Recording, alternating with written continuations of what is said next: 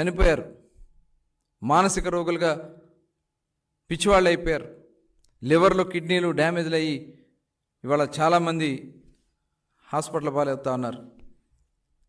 ఇవాళ చూడండి, డయాలసిస్ కేసులు ఎన్ని పెరిగినాయి. గతంలో ఈ పరిస్థితి ఉండేదా? ఇవన్నీ కూడా కళ్ళ ముందు కనపడుతున్నటువంటి వాస్తవాలు. దీన్ని చాలా సీరియస్గా తీసుకోవాల్సినటువంటి అవసరం ఉంది.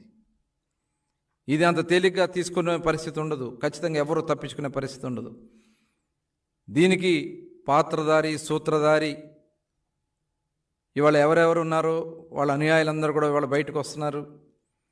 తద్వారా రేపు అసలైనటువంటి వ్యక్తులు కటకటాలు వెనక ఉండాల్సిందే.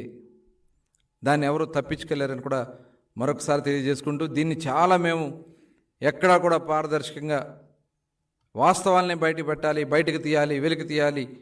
దీని నుంచి ప్రజలకు జరిగినటువంటి అన్యాయాన్ని, ప్రభుత్వానికి జరిగినటువంటి ఈ దోపిడీని ఖచ్చితంగా వెలికి తీస్తాం, బయట పెడతాం.